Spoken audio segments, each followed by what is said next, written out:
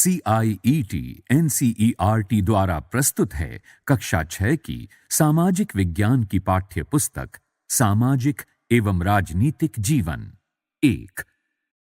प्रस्तुत है इस पुस्तक का अध्याय 6, जिसका शीर्षक है गांव का प्रशासन, पृष्ठ 57 से पृष्ठ 64 तक।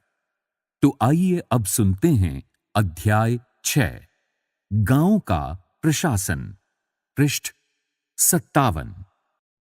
भारत में 6 लाख से अधिक गांव हैं। उनकी पानी, बिजली, सड़क आदि की जरूरतों को पूरा करना कोई आसान काम नहीं है। इसके अलावा जमीन के दस्तावेजों का रखरखाव करना पड़ता है और आपसी विवादों को भी निपटाने की जरूरत पड़ती है। इन सब की व्यवस्था के लिए गांव का प्रशासनिक ढांचा होता है। इस पाठ में हम 2 ग्रामीण प्रशासनिक अधिकारियों के काम के बारे में थोड़े विस्तार से पढ़ेंगे। इस पृष्ठ पर एक चित्र दिखाया गया है, जिसमें ग्रामीण परिवेश में रहने वाले 2 व्यक्तियों के बीच आपसी वाद विवाद हो रहा है। गांव में झगड़ा। मोहन एक किसान है। उसके परिवार के पास थोड़ी सी खेतीहर जमीन है, जिस पर वो कई सालों से खेती कर रहा है। उसके खेत से लगा हुआ ही रघु का खेत है। दोनों के खेत एक छोटी सी मेड़ से अलग होते हैं। एक सुबह मोहन ने देखा कि रघु ने मेड़ को थोड़ा आगे बढ़ा लिया था।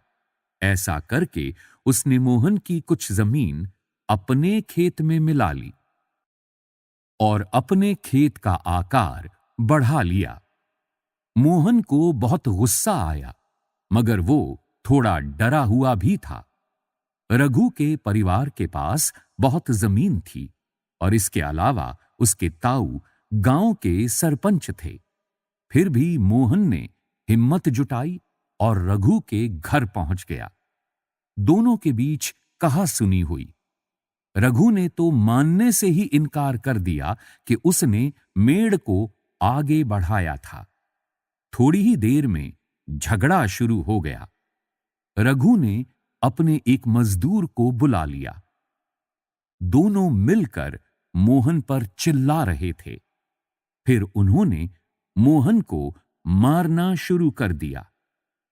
हो हल्ला सुनकर पड़ोसी बाहर आ गए। उन्होंने देखा कि मोहन की पिटाई हो रही है। बीच बचाव करके उन्होंने मोहन को बचाया। मोहन को सिर पर और हाथ में बहुत चोट आई थी। एक पड़ोसी ने उसकी मरहम पट्टी की। मोहन के एक दोस्त ने, जो गांव के डाकघर में काम करता था, सुझाव दिया कि उन्हें स्थानीय पुलिस थाने जाकर रपट लिखवानी चाहिए। जबकि कुछ लोग इसके खिलाफ थे। उनको लग रहा था कि बहुत सारा पैसा बर्बाद हो जाएगा और नतीजा कुछ नहीं निकलेगा। पृष्ठ 58। कुछ लोगों ने कहा कि रघु के परिवार वाले तो पहले ही पुलिस थाने पहुंच चुके होंगे। काफी विचार विमर्श के बाद अंततः ये तय हुआ कि जिन पड़ोसियों की आंखों के सामने ये घटना हुई थी, मोहन उनको लेकर पुलिस थाने जाएगा। पुलिस थाने का क्षेत्र। थाने के रास्ते में एक पड़ोसी ने पूछा, क्यों ना हम थोड़ा और पैसा खर्च करके शहर के बड़े थाने चलें? मोहन ने समझाया कि बात पैसे की नहीं है। हम इसी थाने में अपना मामला दर्ज करवा सकते हैं, क्योंकि हमारा गांव इसी के कार्य क्षेत्र में आता है। इस पृष्ठ पर बाईं ओर पीले रंग के एक बक्से में पुलिस थाने के कार्य क्षेत्र के बारे में जानकारी दी गई है। हर पुलिस थाने का एक कार्य क्षेत्र होता है, जो उसके नियंत्रण में रहता है। लोग उस क्षेत्र में हुई चोरी, दुर्घटना, मारपीट, झगड़े आदि की रपट उसी थाने में लिखवा सकते हैं। ये यहाँ के थानेदार की जिम्मेदारी होती है कि वो लोगों से घटना के बारे में पूछताछ करे, जांच पड़ताल करे और अपने क्षेत्र के अंदर के मामलों पर कार्रवाई करे। इस पृष्ठ पर बाईं ओर नीचे एक चित्र दिखाया गया है जिसमें थाने का दृश्य है। टेबल पर एक पुलिस अधिकारी बैठा एक रपट लिख रहा है, जबकि उसके सामने खड़ा एक व्यक्ति अपनी शिकायत सुना रहा है। इस पृष्ठ पर बाईं ओर ऊपर बक्से में महत्वपूर्ण जानकारी दी गई है। अगर आपके घर में चोरी हो जाती है तो आप किस थाने में जाकर अपनी शिकायत दर्ज करवाएंगी? मोहन और रघु के बीच में किस बात को लेकर विवाद हुआ था? मोहन को रघु से झगड़ा करने में डर क्यों लग रहा था? कुछ लोगों ने कहा कि मोहन को पुलिस थाने में मामला दर्ज करवाना चाहिए, जबकि कुछ ने ऐसा करने से मना किया। लोगों ने अपनी राय के लिए क्या तर्क दिए? पुलिस थाने में होने वाला काम। जब सब लोग पुलिस थाने पहुंचे तो मोहन थानेदार के पास गया और उसे पूरा मामला बताया। उसने ये भी बताया कि वो अपनी शिकायत लिखित रूप में देना चाहता है। थानेदार ने बड़ी बेरुखी से कहा कि उसके पास छोटी-छोटी शिकायतों की जांच पड़ताल का समय नहीं है। मोहन ने अपने घाव भी दिखाए, लेकिन थानेदार पर कोई असर नहीं हुआ। मोहन हैरान था कि उसकी शिकायत आखिर दर्ज क्यों नहीं की जा रही थी। मोहन बाहर गया और अपने पड़ोसियों को बुलाकर अंदर ले आया। पड़ोसियों ने थानेदार को समझाया कि मोहन को उनकी आंखों के सामने पीटा गया है। अगर वे उसे न बचाते तो उसे बहुत ही गंभीर चोटें आती। उन्होंने मामला दर्ज करने पर जोर दिया। अंततः थानेदार राजी हो गया। उसने मोहन को अपनी शिकायत लिखकर देने को कहा। थानेदार ने वादा किया कि अगले दिन एक हवलदार घटना की जांच पड़ताल के लिए उनके यहां पहुंचेगा। पृष्ठ 59। इस पृष्ठ पर बाईं ओर ऊपर पीले रंग के एक बक्से में पुलिस थाने में जो कार्रवाई हुई उससे संबंधित आपसे बातचीत की गई है। पुलिस थाने में जो भी हुआ उसे एक नाटक के रूप में दिखाइए। फिर यह बताइए कि मोहन थानेदार या पड़ोसियों की भूमिका निभाते हुए आपको कैसा लगा? क्या थानेदार इस स्थिति को किसी अन्य तरीके से संभाल सकता था? राजस्व विभाग का काम। आपने पढ़ा कि मोहन और रघु में खेत की मेड़ को लेकर जबरदस्त लड़ाई हुई।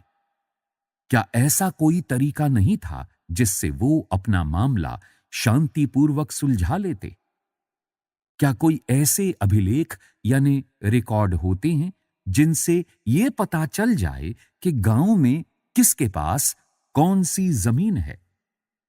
चलिए पता करते हैं कि ये कैसे किया जाता है। जमीन को नापना और उसका रिकॉर्ड रखना पटवारी का मुख्य काम होता है। अलग-अलग राज्यों में इसको अलग-अलग नाम से जाना जाता है। कहीं पटवारी, कहीं लेखपाल, कहीं कर्मचारी, कहीं ग्रामीण अधिकारी तो कहीं कानूनगो कहते हैं। हम यहां जमीन का लेखा जोखा रखने वाले कर्मचारी के लिए पटवारी शब्द का इस्तेमाल कर रहे हैं।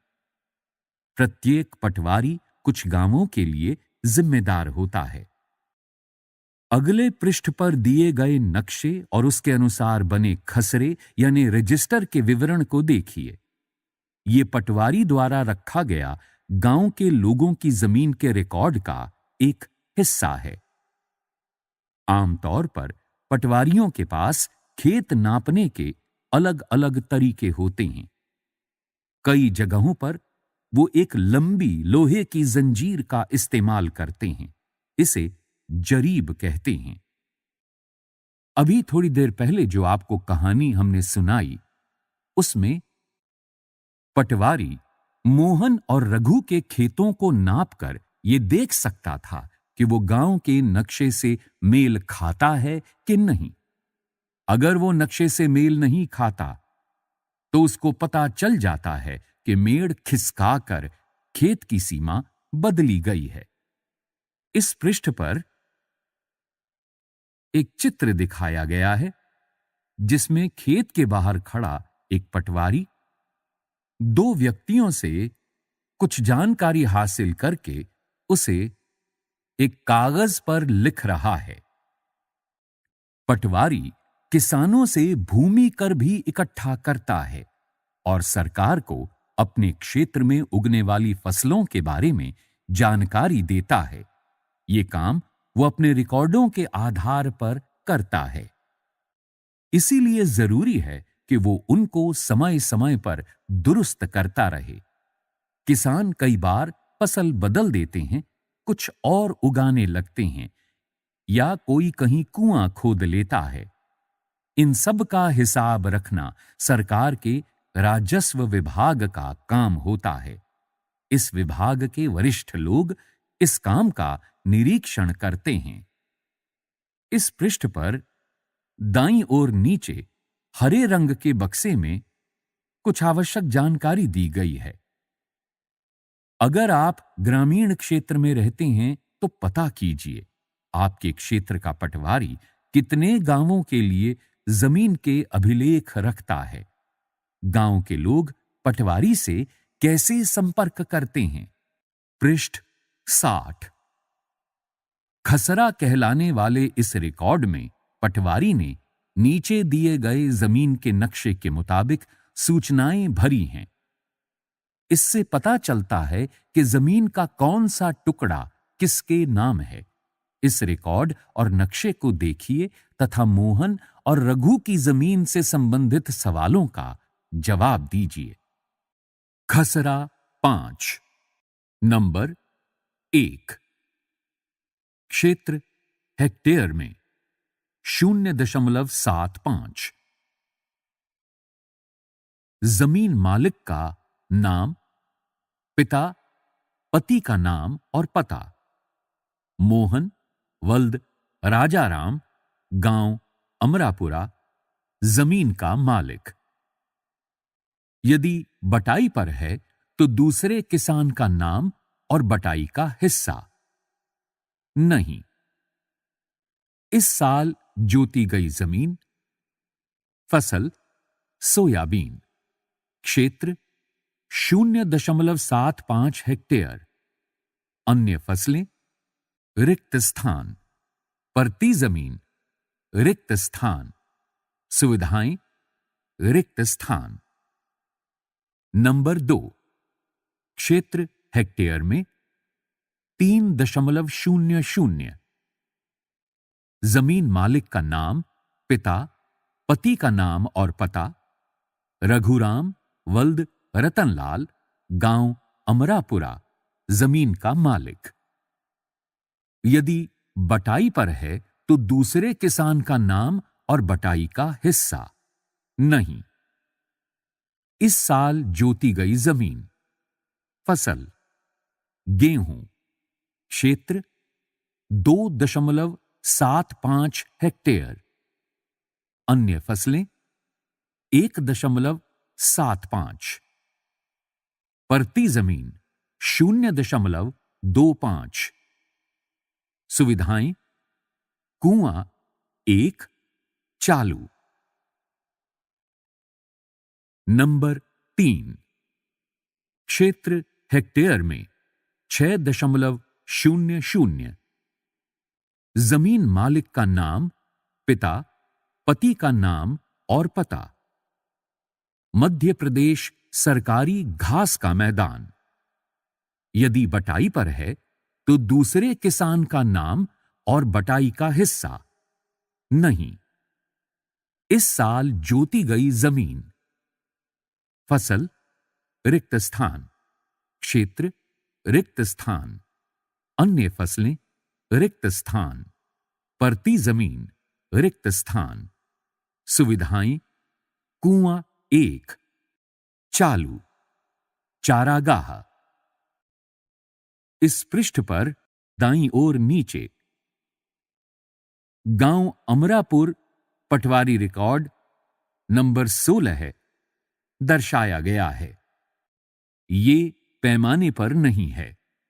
इस नक्शे के दाईं ओर एक तीर के ऊपर उत्तर दिशा लिखा हुआ है। इस नक्शे को समझने के लिए बाईं ओर नीचे चिन्ह दिखाए गए हैं,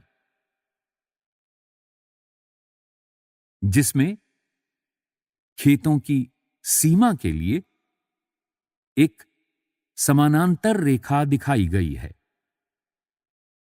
चारागाह को दिखाने के लिए जमीन पर घास प्रदर्शित की गई है।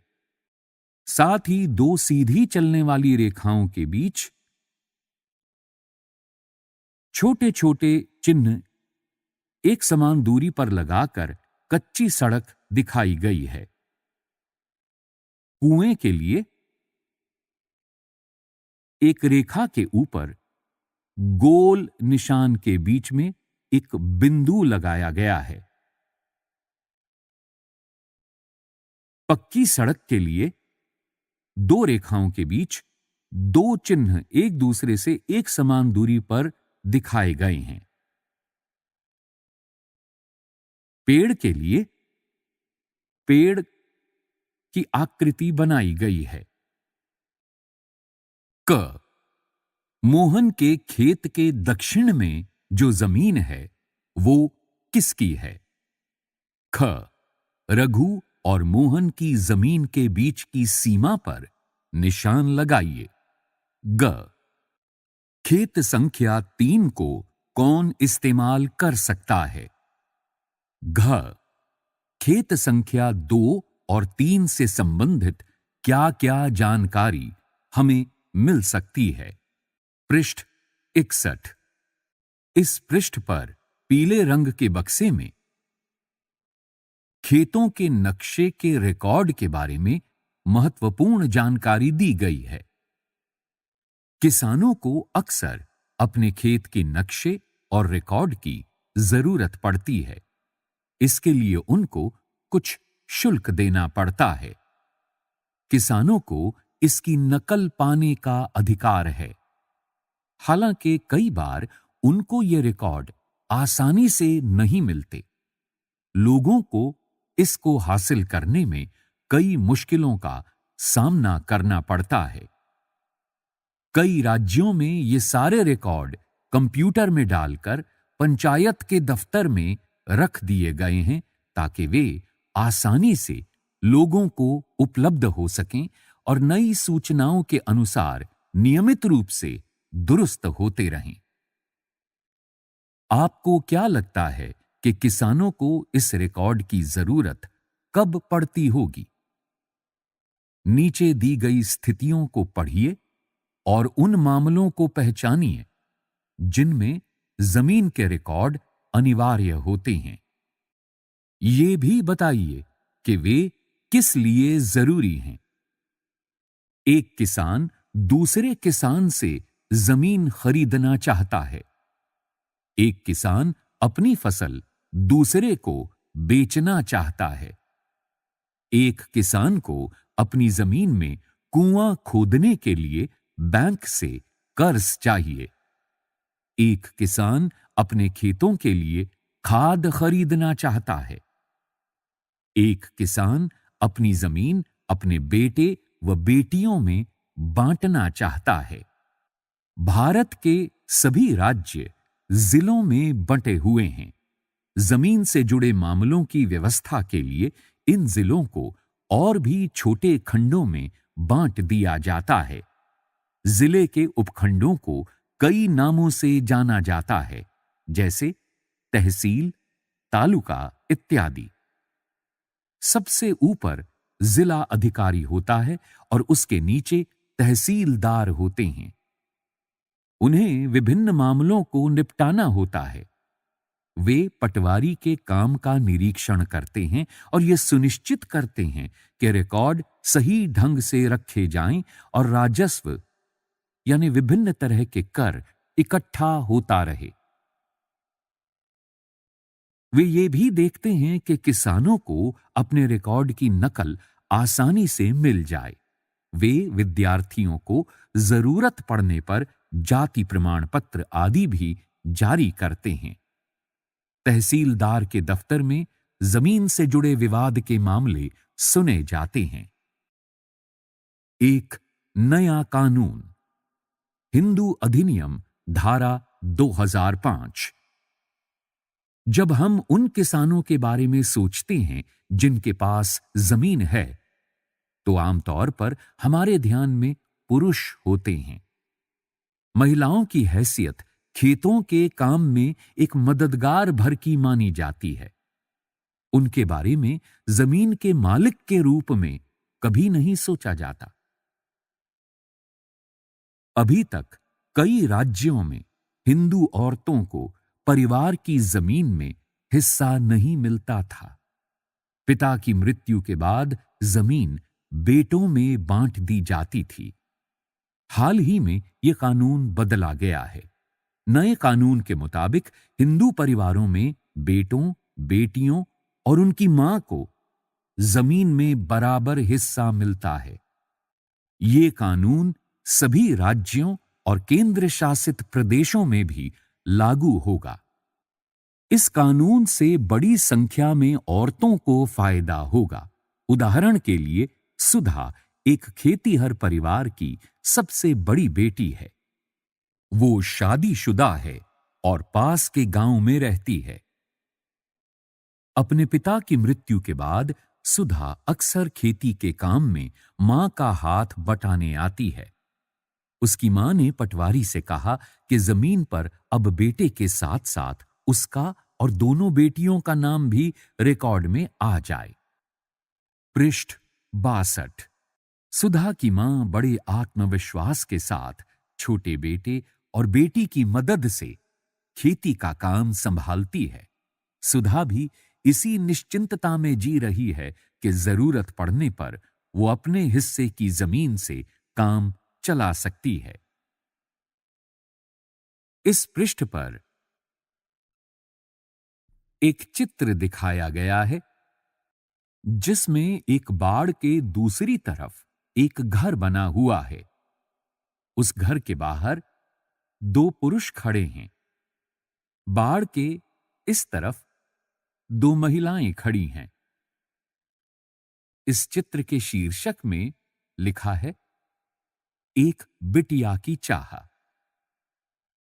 विरासत में मिला ये घर पापा को अपने पिता से।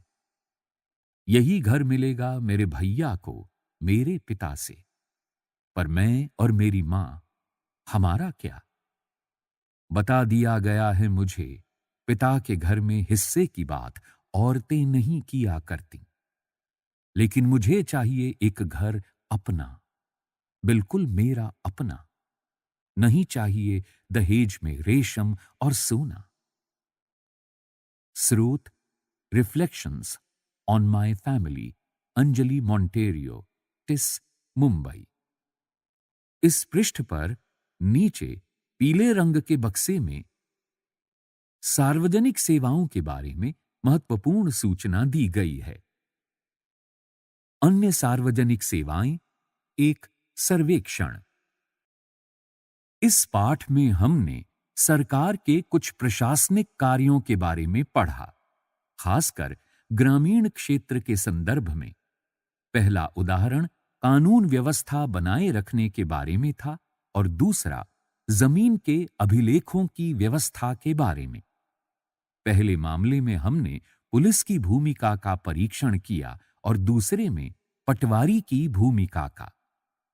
इनके काम का विभाग के अन्य लोगों द्वारा निरीक्षण किया जाता है, जैसे पुलिस अधीक्षक या तहसीलदार।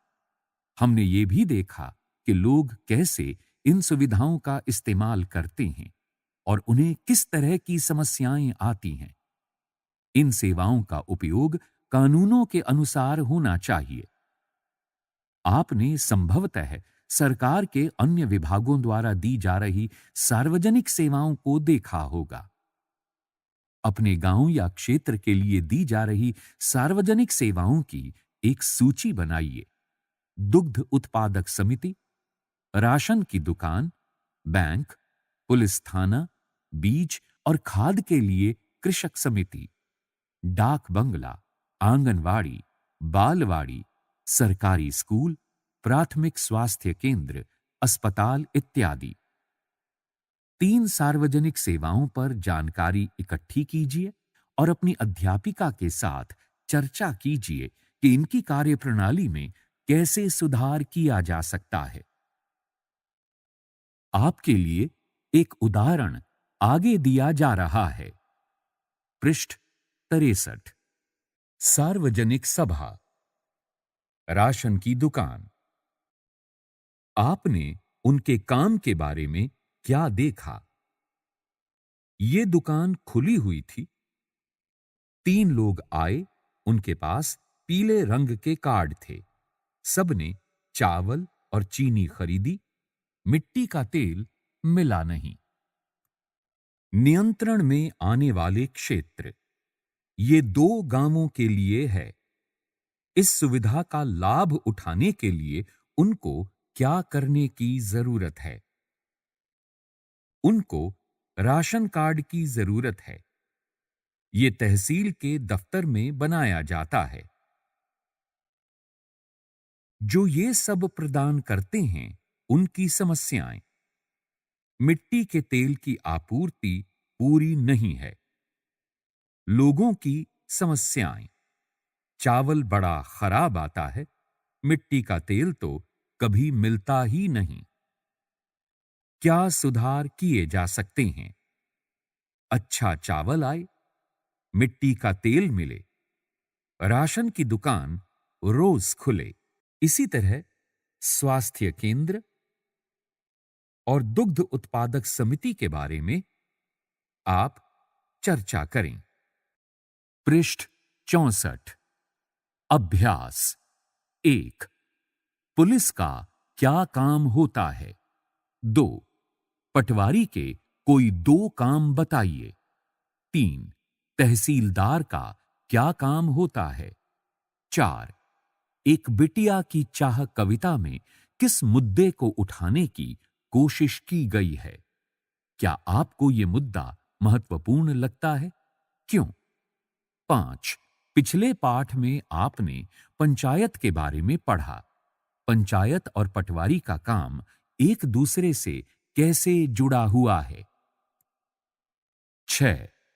किसी पुलिस थाने जाइए और पता कीजिए कि यातायात नियंत्रण, अपराध रोकने और कानून व्यवस्था बनाए रखने के लिए पुलिस क्या करती है, खासकर त्योहार या सार्वजनिक समारोहों के दौरान। 7। एक जिले में सभी पुलिस थानों का मुखिया कौन होता है? पता करें। 8। चर्चा कीजिए कि नए कानून के तहत महिलाओं को किस तरह फायदा होगा। 9। आपके पड़ोस में क्या कोई ऐसी औरत है जिसके नाम जमीन जायदाद हो?